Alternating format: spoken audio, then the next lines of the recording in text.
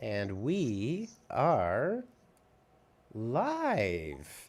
Welcome, everybody, to episode 204 of Live at the Hive Digital Marketing from the Trenches. I'm Dan Nadelko. I'm Stacy DeSantis.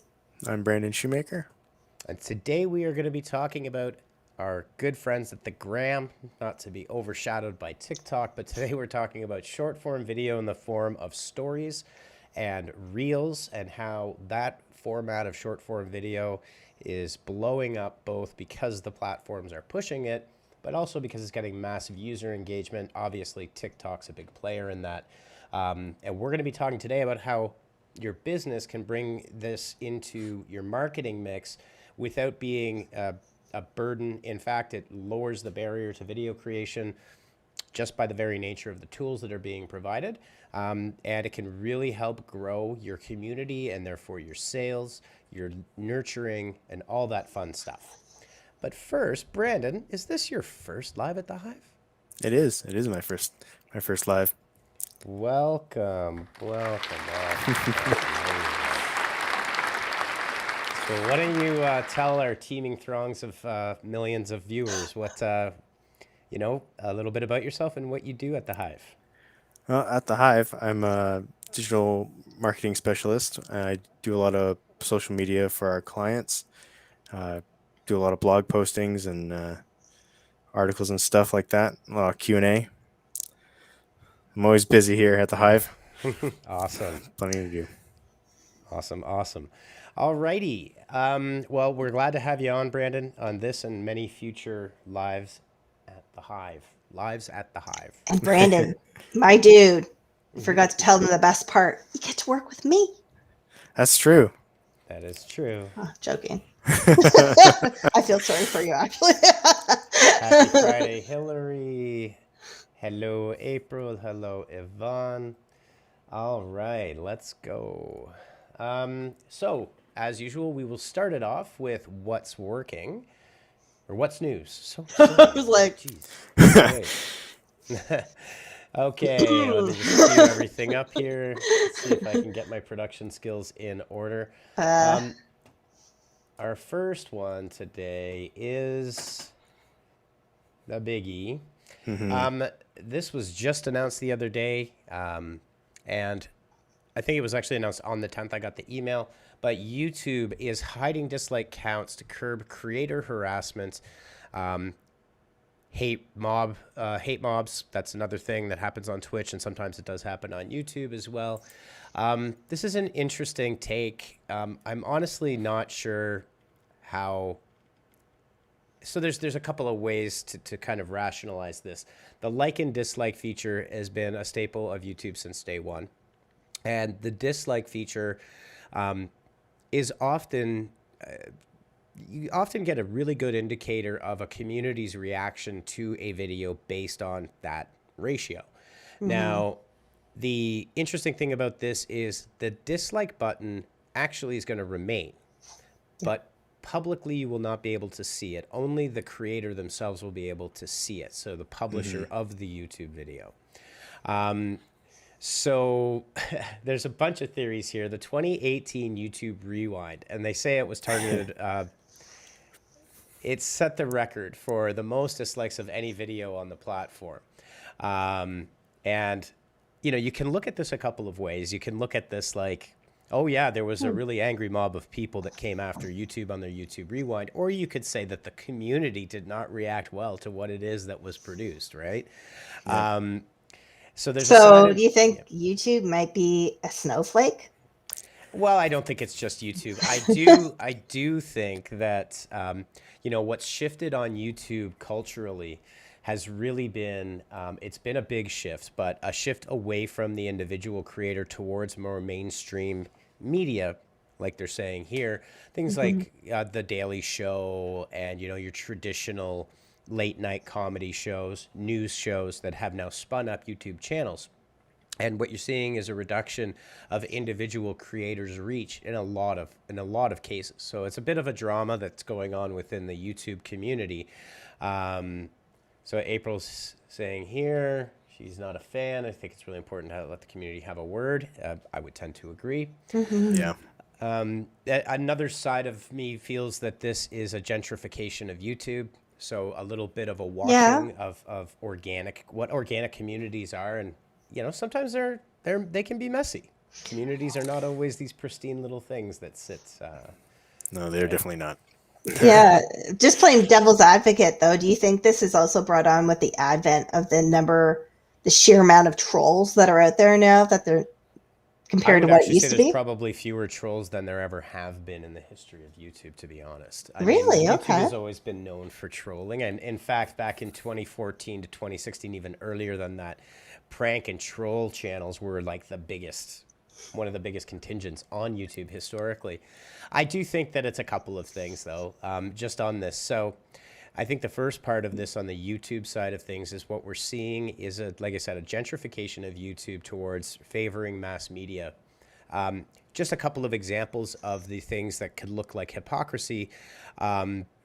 Independent news sources, whoever they may be, cannot talk about sensitive topics, but NBC, CBS, ABC, CNN, Fox News, they can, right? So Hmm. why is there one standard for one type of person and another for not for another? Not to dismiss fake news sources, but there's got to be a line there. The second part of it is that advertisers run YouTube, and Susan Wojcicki, who is the CEO of YouTube, has actually said that this is the case in several interviews. And advertisers don't like big amounts of negativity. One of the biggest outbreaks of that was a reaction to Kathleen Kennedy in a recent interview on the Star Wars channel. It's called Being Ratioed. They got ratioed to oblivion, the point Yeah. to which they had to hide all the comments, right? They did. Wow.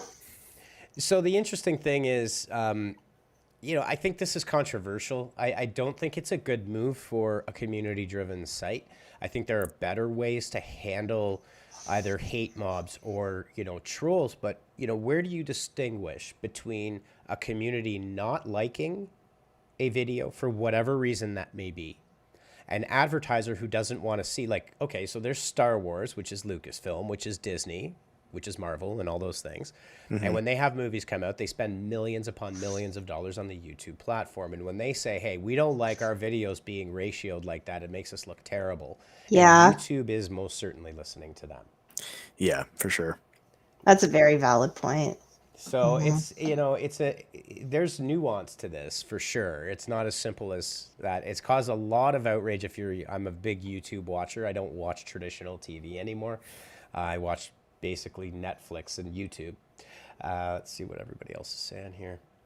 Hillary's saying, yeah, I think it's important as well. The dislike button is not always just a hop on the bandwagon. It's a voice and still as authentic as comments and otherwise.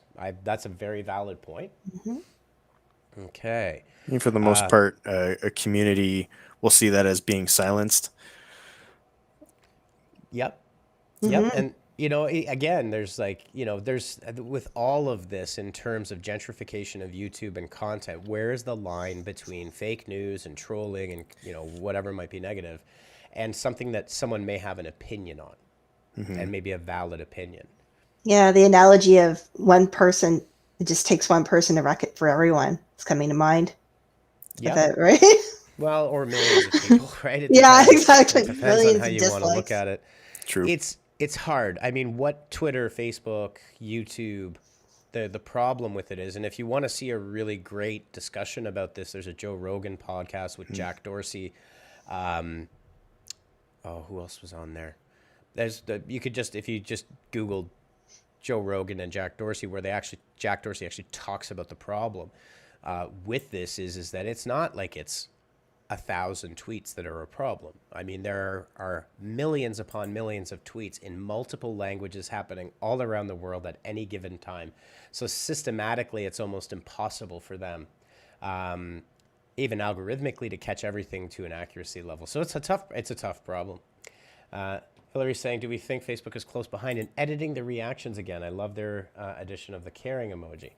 I don't think so. I think they're very careful with that with their reactions when they added the reactions. The caring emoji was very good. I think the distinction here is that YouTube's like and dislike is really firmly baked into that platform, as trivial as it sounds. Hmm. So, we shall see, but definitely something to keep an eye out for. And again, the public counters. So YouTube fundamentally is changing, right? Um, it's changing a lot, and it'll be interesting to see what the evolution is. Will YouTube simply become a gentrified social network with really stringent rules that really take the soul out of what makes YouTube, which is the ability for a creator to go and create a community and a channel on that platform? So interesting times. Let's get back to something a little bit more seasonal now. Hey, my guy. Okay, so in the news, we have Facebook's Meta, or as I like to call it, the Zuckerverse,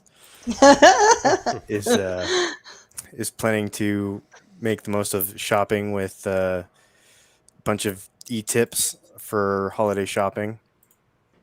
This past week, their marketing team hosted a range of video sessions to give advice on how to reach out to their consumers this season and get their key points out with the graphics. So, Yeah, so we've got some great tips from Facebook and Insta. So lots of good stats. I totally agree with the first one. I think the first one, talks about brand, and I think we at the Hive, we talk about this a lot, is it's not as easy as just slapping a Google ad or Facebook ad up and asking someone to buy something. Yeah. And that's most certainly not what your organic feed should be for at all. But it's a branding and ideas and engagement platform that can help you nurture that top of level when used appropriately. 100%. Yeah. Yeah, so they're going to give you tips on showcasing your products, inspiring people on how to buy your products, and helping them find and share. I think that's the really important thing here. Is one of the biggest, most powerful things that Facebook is useful for, and regardless of whether you think it's a boomer network or whatever, it's really heavily used. And my personal take on it is that since the pandemic and the lockdown, a lot of people use it primarily as a communication tool, not even so much as a place to post my life, but a way to keep in touch with grandma, grandpa, uncle, aunt, right?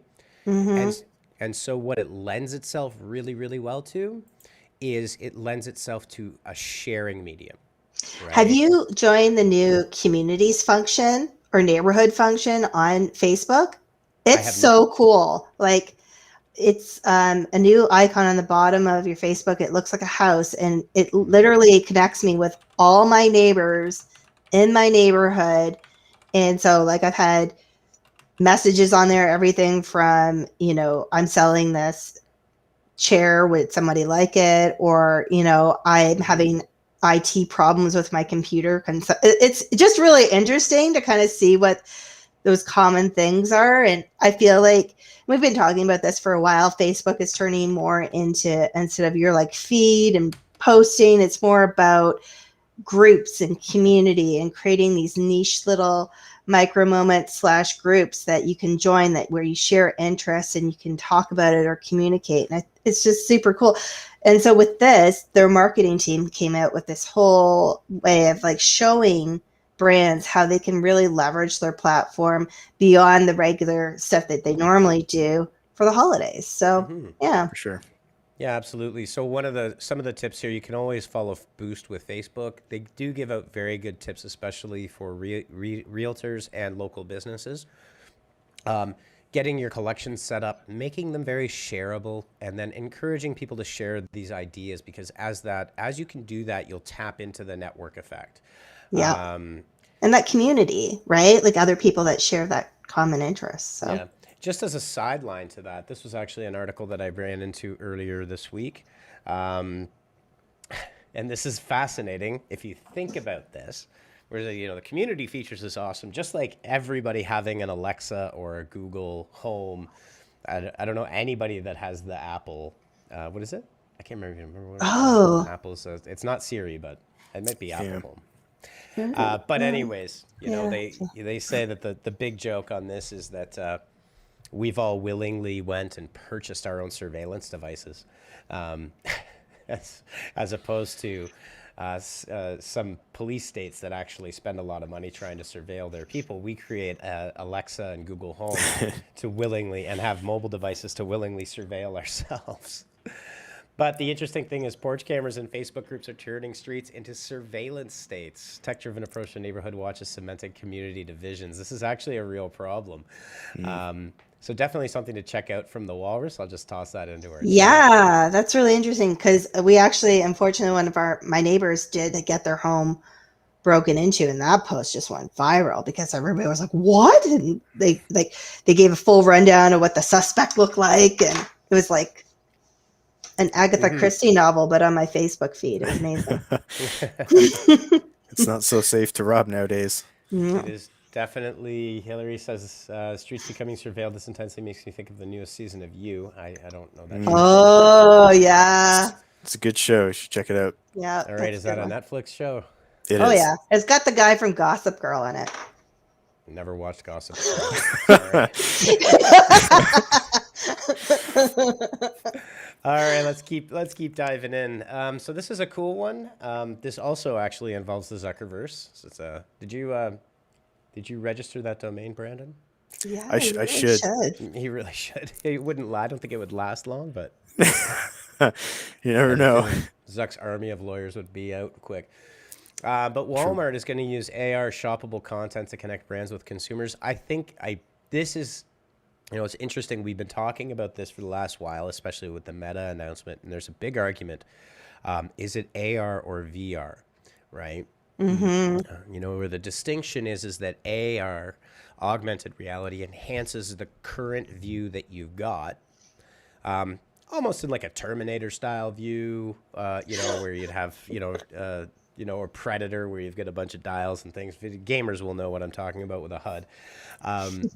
But I think, just on that topic very quickly, I think AR is the thing that's actually going to really be a game changer to augment your current reality with information, visualizations, being able to use your phone or some form of glasses to be able to enhance that experience.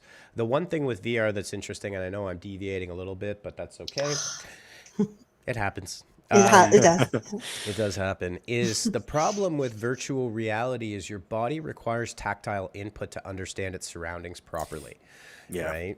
You need to see, feel distances and understand your body. If it's out of sync, if what you're seeing is out of sync with the physical location of your body, in fact, there's lots of studies that have been done that say this is both very bad for you and it can cause distressing anxiety for people that stay in a virtual reality for an extended period of time.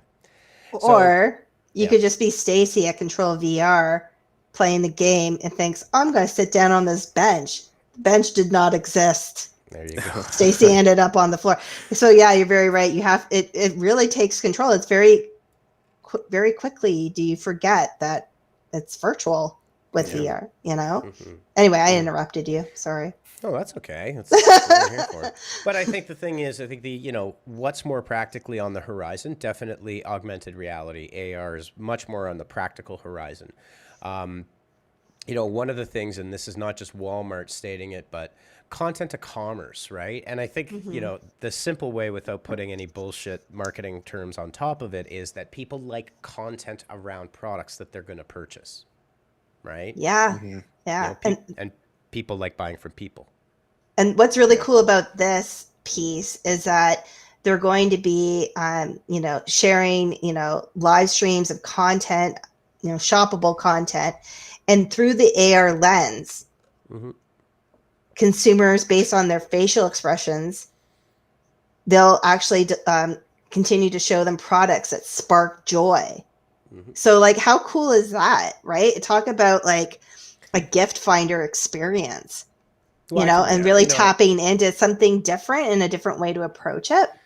Yeah, for sure. I mean, this concept of shoppable live streams is interesting. So if you're a musician, for example, and you're live streaming a concert, which is now increasingly common because of the pandemic, even though things are opening up. And if there's a shoppable live stream, what kind of impact do you think that would have on the ability for an artist to sell merch or music, digital or physical products, right? I mean, the content is there. You're in the moment. You've got that dopamine hit of being there, and it's one tap to buy that thing. Yep. Kind of Right. scary, actually. Yeah. My credit card would probably take a hit. Yeah. I reckon. Well, there is that one TikTok Yeah. that says, "How do I do it? Crushing credit card debt." I've seen that one. It's a good one. April is saying, "Bring on the VR world. I can't wait to see how brands utilize new world platform. I think it'd be very interactive and innovative." I think so too. I think it will be interesting. I just think that on the direct horizon, AR is far more realistic than VR as a consuming thing. It just last thing on the VR stuff is, one of the big complaints about the Zuck and what Meta have done is they're actually taking credit for many open source and open platforms to enable the VR world as aligning it with that. This is Meta doing this. They haven't done a damn thing on that side of it, but they're actually showing other platforms. And so from a technical perspective, the VR world is a lot like the internet, where there's HTTP protocol that anybody can use. It's open standard. It's an open protocol. And the danger with Meta and with Facebook is that stuff should not be owned by anybody, right? Just like the HTTP standard should not be owned by anybody and isn't. Zuckerberg taking advantage? I don't know what you're talking about. I know. Shocking. All right. Moving on, there's an interesting piece. Social influencer marketing channels will grow in 2022. On-premise digital signage bounces back. So this goes into some, really, it's kind of a dry write-up, but in all, so there we go. Yeah. Let's see. That's the nugget right there. Yeah. More than 9 in 10 marketers and agencies say they use social tactics always or often, even as people resume pre-pandemic behaviors. I don't know why that's a statement, but okay. It was kind of like I read it and it was like a thanks tips. Yeah. But I think what this is validating in kind of more traditional formats is validating the fact that, and I've believed this for a very, very long time, is my kids ages 2 to 12 have no idea honestly, they don't know what CNN is. They don't know what ABC is. They don't know what Fox is. They don't know any of that. If you ask them what channel they think it's a YouTube, they use somebody's name, like Mr. Beast, right? They'll say that. What's your favorite channel? Oh, Mr. Beast. There's a reckoning coming with upcoming generations that will only understand influencers and will not understand brands, right? And so there's an interesting shift here. The other one too is on-premise digital signage. I think is one of the things that is an extremely powerful tool. And not to make fun of billboards, but billboards are digital now, so they've changed in terms of how they function. And something that you should be considering, outdoor signage, or it's called DOH. It's a really terrible like Homer Simpson reference, but it's DOOH. It's called digital out of home. So bus signage, signs in malls, you see them all over the place, especially in larger metropolitan areas, and those are advertisable and they're accessible. And so an interesting play to see that happening. Yeah. Okie dokie. Moving right on. So welcome everybody. We've got a whole bunch of people on the live. If you're new here, please drop a like, subscribe, drop a comment, ask a question. We'd love to have you, and we'll just keep going here. So over to you, Stacy. You were just talking about groups. I was. So, and it kind of tags into what not Courtney, what Hillary was asking in terms of emojis too, because at the Facebook Community Summit, they announced several updates to Facebook groups, everything from color change preferences. So if you have a certain like brand color that you want your Facebook group to look like, you can action that now. And then you're going to have emoji defaults and specific emojis that you can actually brand and automated graded messages. So they're really ramping up these the groups because they really want to try to bolster engagement. And like I was saying earlier, it's kind of we've been seeing it for a while now, but they're really ramping up their game when it comes to groups and really trying to encourage more and more users to use the platform for that community connection versus, I'm a brand and here's what I'm selling kind of posting, right? So it's really interesting to see. Yeah, for sure. A couple of other cool features is admins will be able to select the emoji defaults that users respond with. It's not going to restrict emojis, but you can certainly focus on specific ones that you want as well. Community awards for your community. So again, you're seeing the shift from Facebook away from the newsfeed and towards the groups. And April makes a good point, and this leads into what we're saying. By building a community, they keep people on the platform. And that is fundamentally what businesses need to do on social, is understand that you should not be selling. You should be building a community. Sell later. Yeah, it's about that emotional connection. If you can get someone to feel that that you understand them and that you're there to fulfill, or solve a problem that they have with a valid solution, they're going to be your friends for life. So, yeah. Yeah, I think it's one of these things, well, anyways, moving right along. I was just going to say that, businesses have to think, and regardless of the size of the business, is thinking a little bit more nuanced, right? Everybody wants the sale, but how do you get to that sale? That's the important part. Yeah. And it doesn't just happen. The other really cool feature that I do like here are subgroups. So you can see here, happy puppy, happy pets, but then first-time dog parents, poodles, allowing larger groups to finesse into subgroups is actually a very powerful feature. Some of these features, if you're not that familiar with how these things work, I think one of the important things to remember is that these small features actually create they have a huge effect. It's like the butterfly effect. And you look at something like YouTube dislikes, right? Yes. You could look at Twitch on the streaming side versus YouTube on the streaming side. And Twitch does have a lot of great streaming features that are unique to Twitch. They're almost game breakers when you get to a certain size. So I think this is a quietly substantial benefit for the groups feature. Like this is not going to get a ton of press, right? Like this is not going to be the biggest news of the week. No. But if you're in that, they're big announcements. Yeah, and communities can be complicated things. Like you would be like, oh, join our Facebook group. But sometimes people feel that there's this negative exclusivity behind it. Like, oh, I'm not smart enough or I don't understand enough about that to be part of the conversation in that group.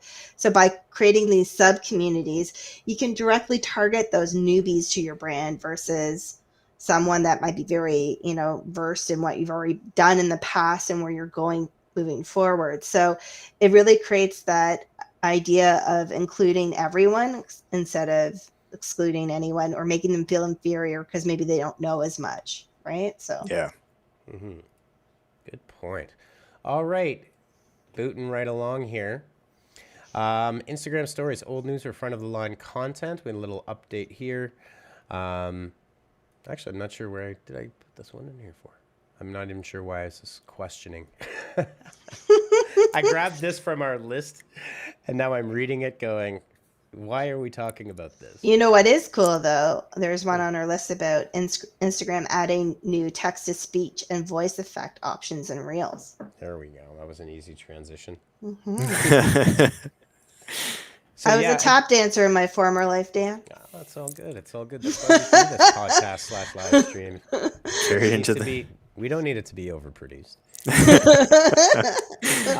Again, this comes from the, small features and announcements actually indicate big things. Facebook is pushing towards communities. Instagram is pushing towards TikTok to compete. And they're not stopping, and they're going to continue to release these options until they can get some kinetic energy up against TikTok. So great text-to-speech options, the voice effects tool, modify the audio and voiceover, Again, this is a good statement, though. If Instagram is always copying, it's inevitably always a step behind. So we'll see where that takes us. There was a funny line in the article, too, how they talk about that the male voiceover on Instagram Reels doesn't sound as manly as the male voice on TikTok. So now we're like having competing voiceovers. Like, all right, that's kind of an interest. That's a bit of a hot take.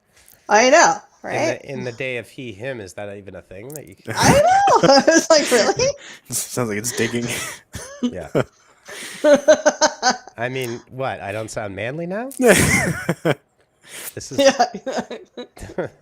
Yeah, I guess you're here. You're here when you should be here. All right. So the chipmunks are persisting here. Hold on one sec here. Brandon has a great manly voice, though. Right, Oh, yeah, I Brandon? didn't have it on? There we go. Yeah, no, you didn't. I don't. There's my manly voice. All right. So I'm almost manly. wondering if we should do a straw poll. Yeah. Should we do what's working first and then what's new? I don't know. Maybe. There we go. Courtney's saying if my voiceover isn't James Earl Jones, I don't want it. Yep. Boom. Him and Morgan Freeman, national treasures. Yep. Absolutely.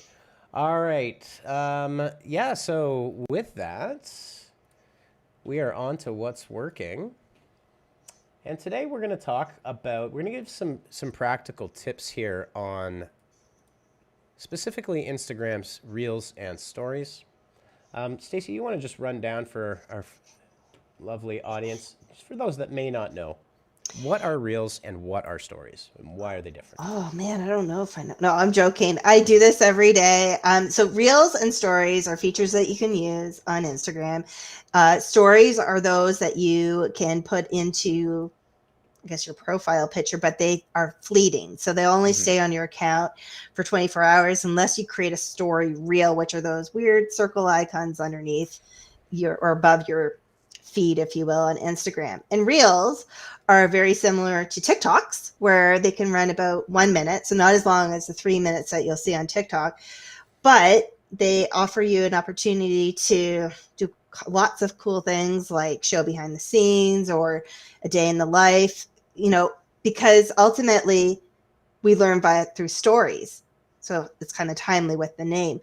Anyway, I digress. But what I'm getting at is with Reels, why you should use these is because right now, because it's a fairly newer feature on Instagram, the reach that you can get with Reels is unbelievable. You can get, I don't know, crazy amount of reach with just a 30-second clip, which is fantastic for a brand that's looking to really kind of stand out on Instagram, where if you just start posting your regular picture posts, you'll do okay, but it doesn't perform half as well as a reel or story on Instagram.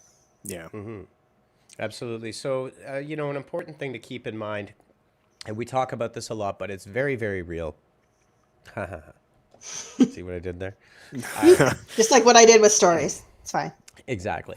No, but the idea being is that whenever a platform is doing one of two things, releasing a new feature or in a competition against another platform, in the way that Reels compete with TikTok for Instagram, is they give preferential algorithmic treatment to that feature itself. So it's a great opportunity for smaller accounts to gain a ton of reach. And look, reach is great. And you want reach because that helps your brand. And if you can repurpose content, which we're going to talk about, is going to be a huge opportunity for you and your business to really take advantage of these features. For sure. Cool. All right. So this literally comes up every day. Yeah. What, I buy your jewelry? Are you the cash man? Yeah, I know. Oh boy. Probably a questionable use of that image.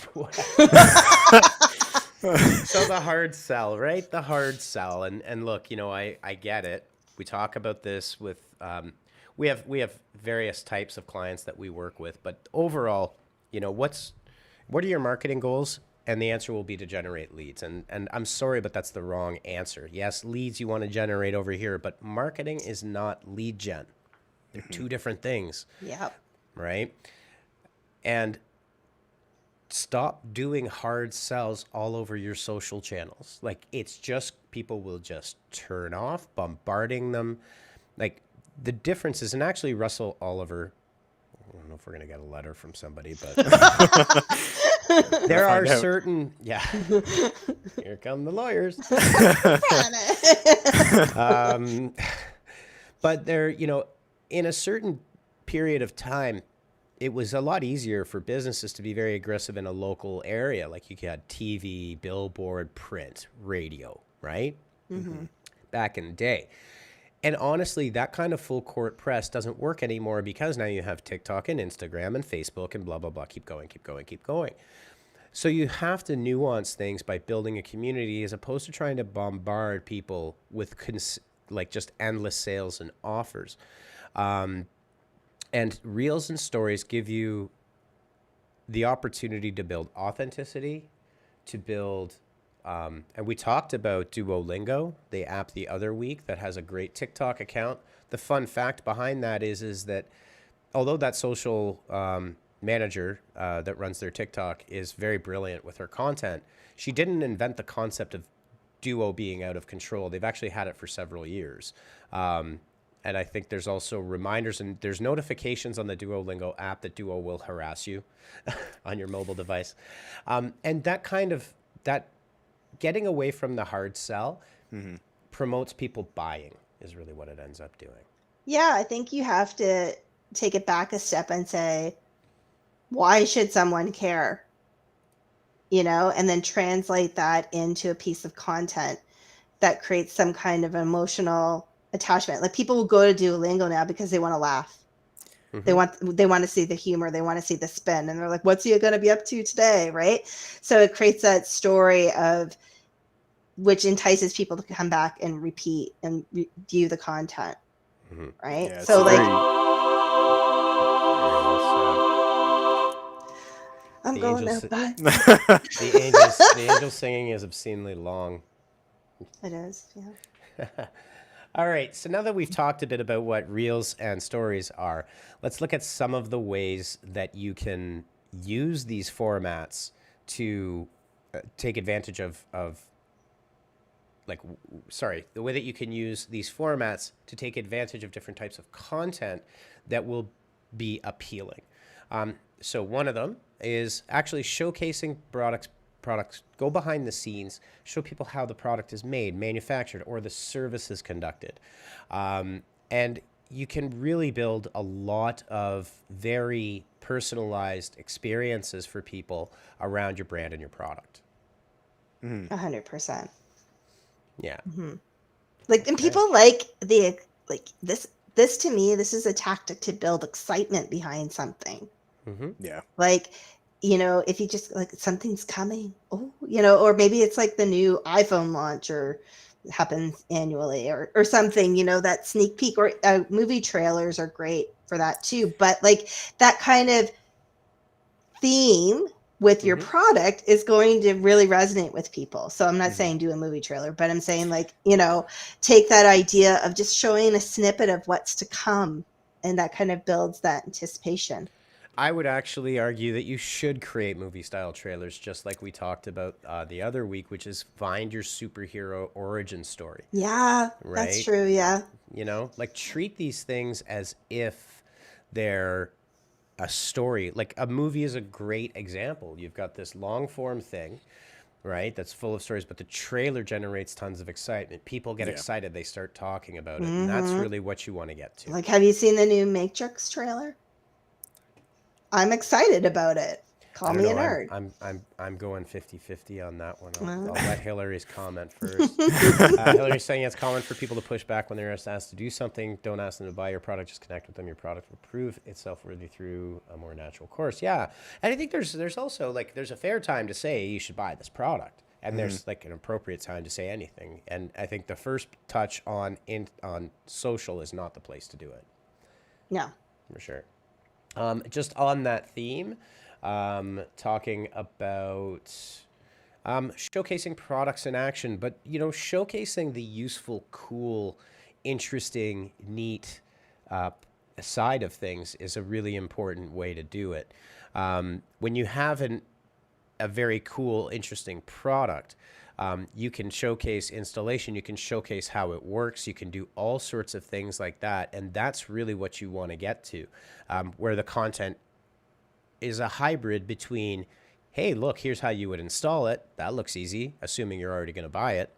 And also the real life scenario where that would be useful. Yeah.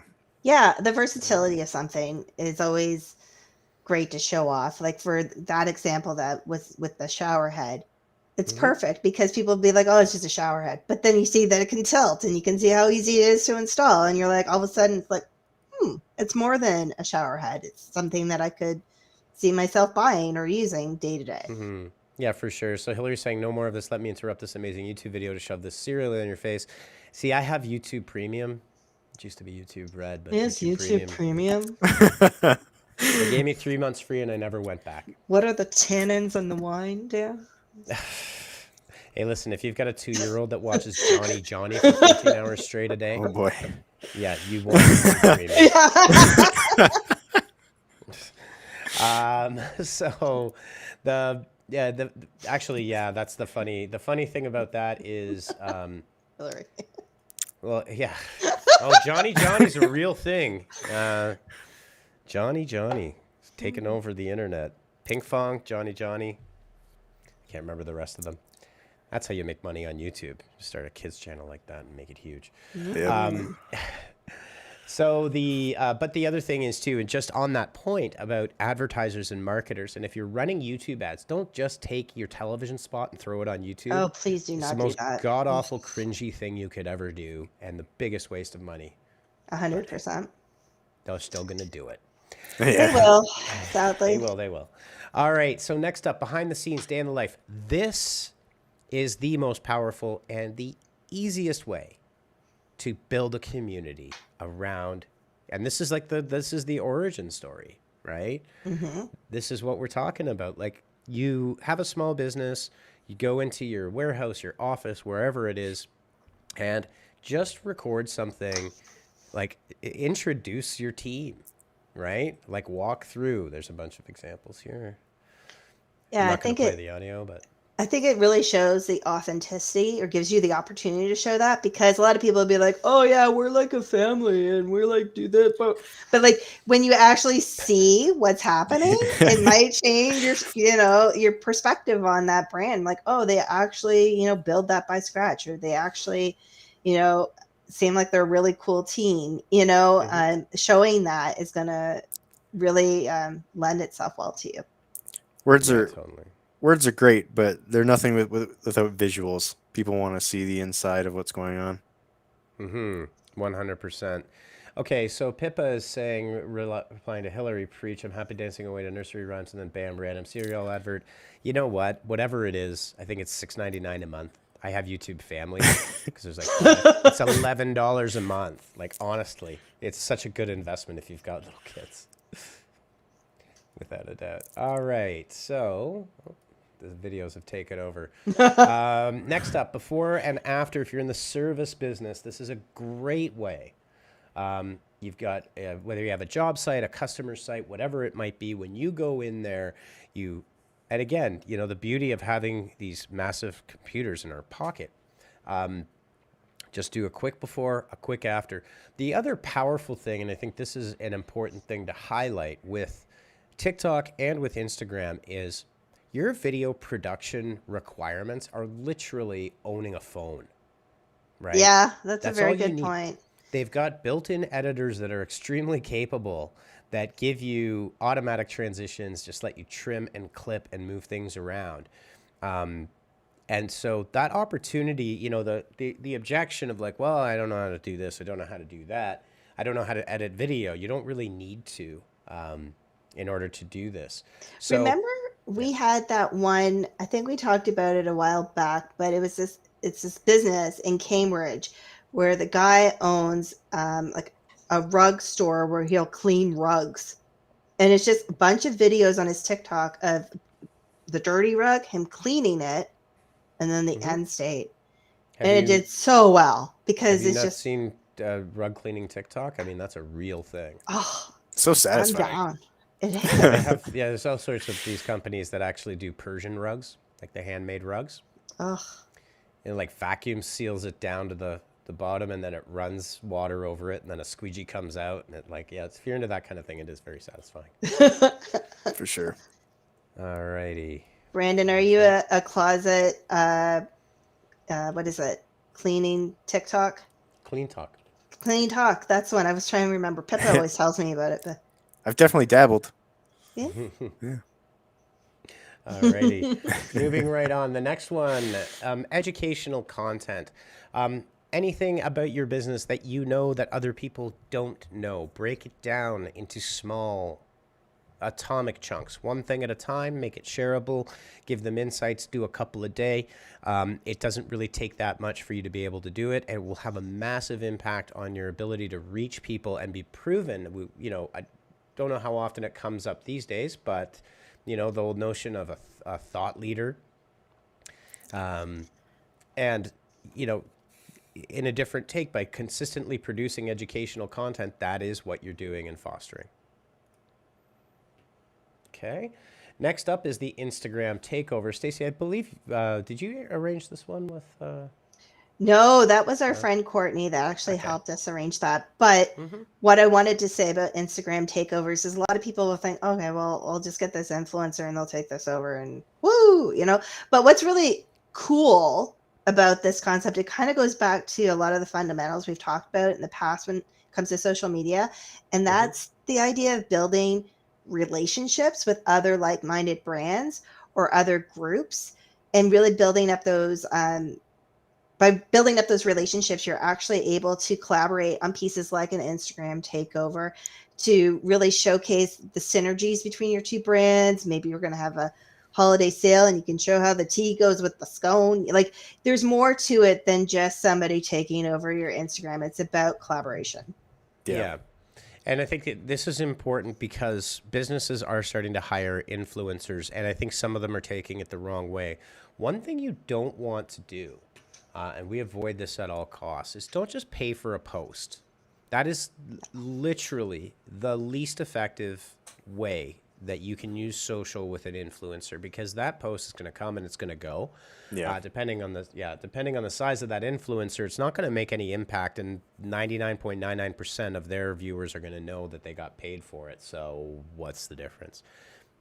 Specifically in a takeover, and why takeovers are cool, we've done several of these over the years, is you give your Instagram account to somebody either on the team or aligned with your business, complete control over your Instagram account for a day, for a week. Typically a day is a good one with lots of pre-planned content. And in fact, we worked with a pretty major hotel, kind of upscale hotel chain a few years back.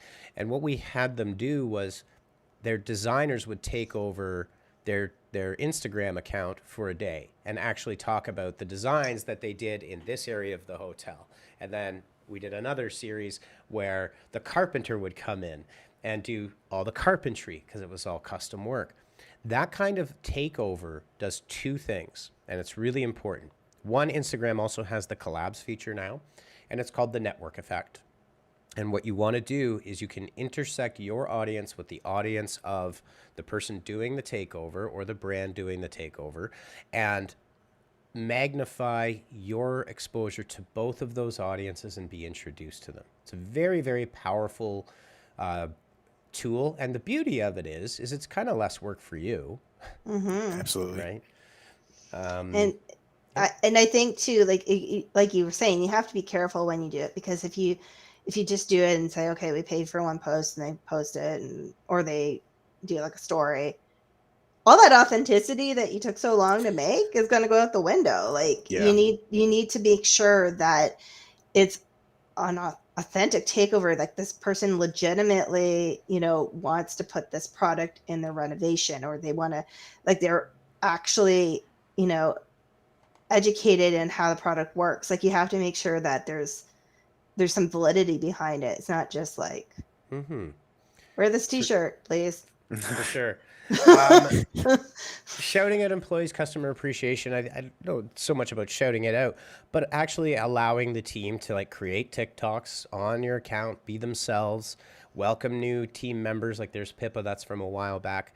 But you know, I think I've said this before, is businesses are nothing but collections of people. So if you have people like to work with people they like, people don't like to work with people they don't like, right? Giving yourself personality and showing, like in our case, we're a services business. We take that, you know, that's a pretty important part of us as the people. It's pretty much everything. And, you know, having that freedom, and again, you know, being loose enough to say, hey, you know, out of these 12 people or 20 people, you know, Pippa's going to do things one way, Stacy will do it another, Brandon would do it this way, Yvonne would do it another way, April would do it a different way, and like, hey, cool, go and like take it to town, right? Yeah. It's a great way, and it also gives ownership. It does a whole bunch of really good things, I think. For the whole dynamic of the group.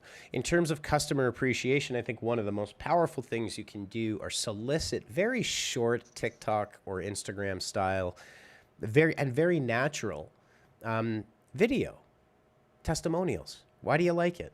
Like, let's put our customers up on our Instagram account and feature them. The beauty of it is they've got a phone that naturally sits in 16:9. You know, just tell them to face the window. That's all they need to do. And off you go.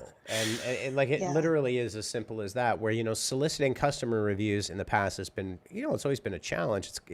It's something that is somewhat, it's intrusive in a sense. Like someone has to go out of their way. When I mean it's intrusive, right? Like it's a few extra steps. So if you can reduce those steps, it's very powerful.